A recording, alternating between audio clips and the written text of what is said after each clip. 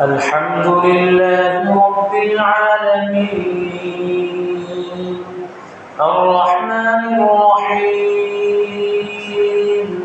مالك يوم الدين إياك نعبد وإياك نستعين اهدنا الصراط المستقيم صراط الذين أنعمت عليهم غير المغضوب عليهم ولا الضالين.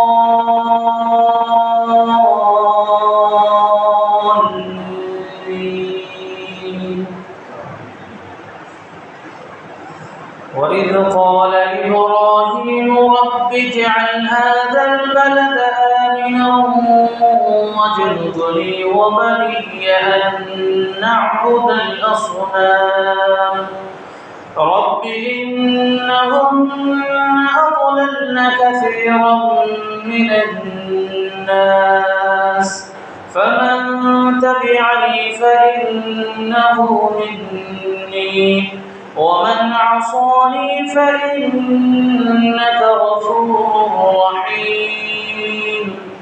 ربنا إني أسكنت من ذريتي بباد غير ذي زرع عند بيتك المحرم ربنا ليقيموا الصلاة فاجعل أفئدة من الناس تهوي إليهم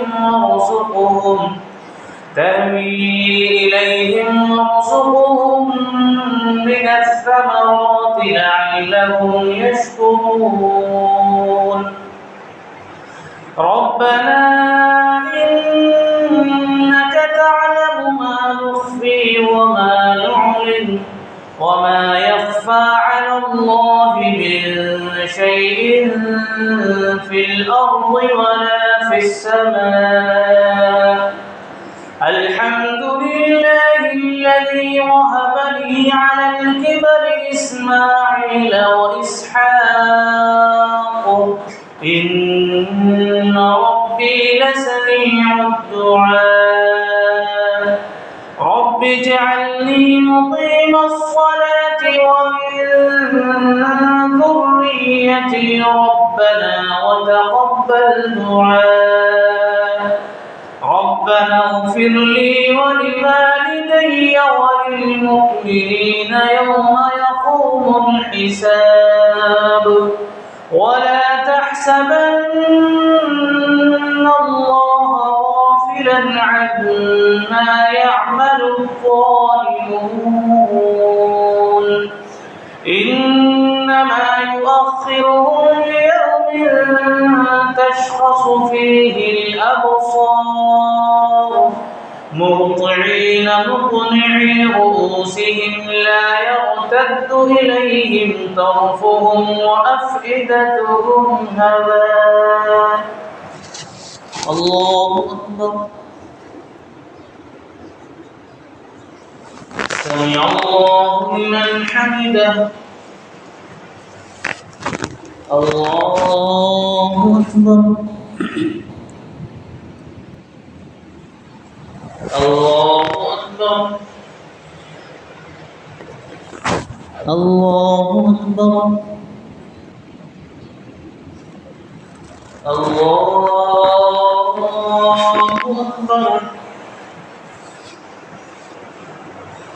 الحمد لله رب العالمين الرحمن الرحيم مالك يوم الدين إياك نعبد وإياك نستعين اهدنا الصراط المستقيم صراط الذين أنعمت عليهم غير المغضوب عليهم ولا الضالين.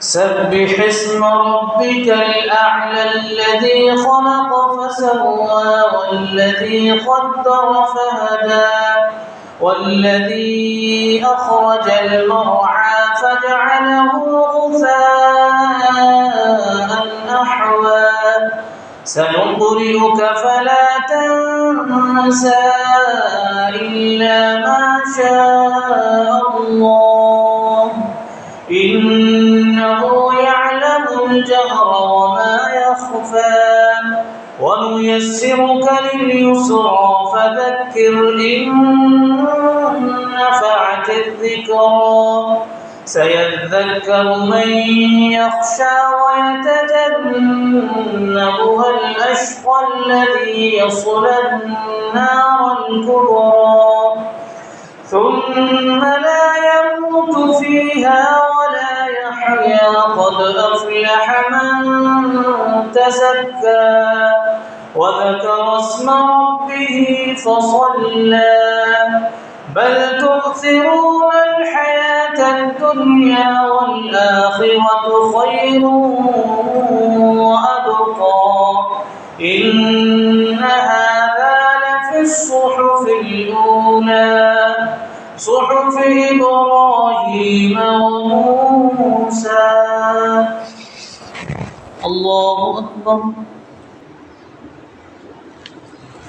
سمع الله لمن حمده. الله أكبر. الله أكبر. الله أكبر. الله أكبر.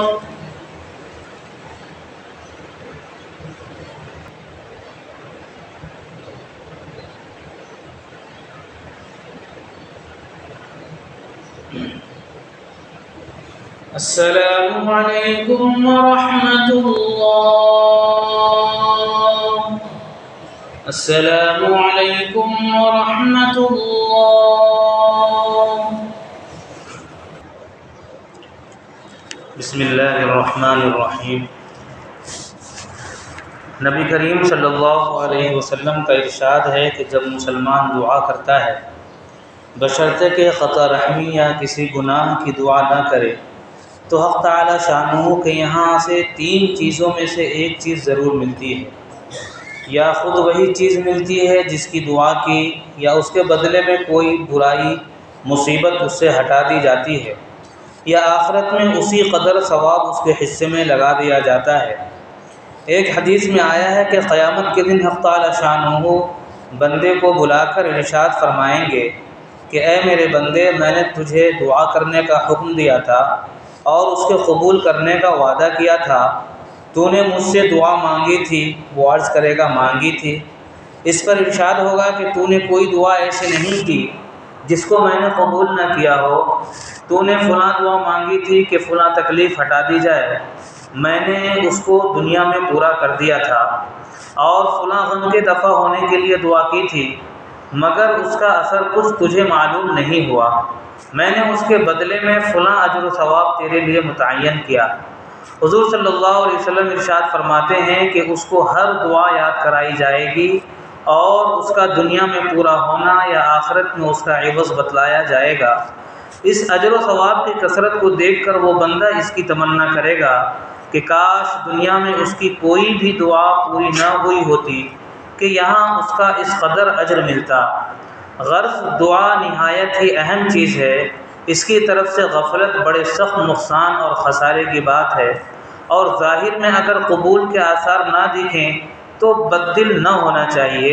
اس رسالے کے ختم پر جو لمبی حدیث آ رہی ہے اس سے یہ بھی معلوم ہوتا ہے کہ اس میں بھی حق تعالی شانہ بندہ ہی کے مصالحے پر نظر فرماتے ہیں۔ اگر اس کے لیے اس چیز کا عطا فرمانا مصلحت ہوتا ہے تو مرحمت فرماتے ہیں، ورنہ نہیں۔ یہ بھی اللہ کا بڑا احسان ہے کہ ہم لوگ بسا اوقات اپنی نافہمی سے ایسی چیز مانگتے ہیں جو ہمارے مناسب نہیں ہوتی۔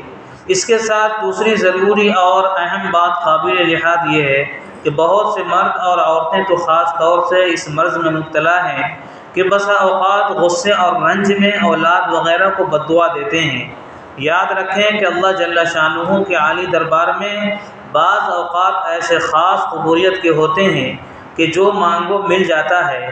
یہ احمق غصے میں اول تو اولاد کو کوستی ہیں، اور جب وہ مر جاتی ہے یا کسی مصیبت میں مبتلا ہو جاتی ہے تو پھر روتی پھرتی ہیں، اور اس کا خیال بھی نہیں آتا کہ یہ مصیبت خود ہی اپنی بد دعا سے مانگی ہے۔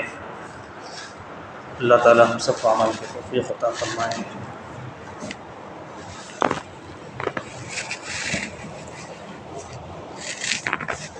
اللهم صل على محمد النبي الأمي وعلى آله وسلم تسليما۔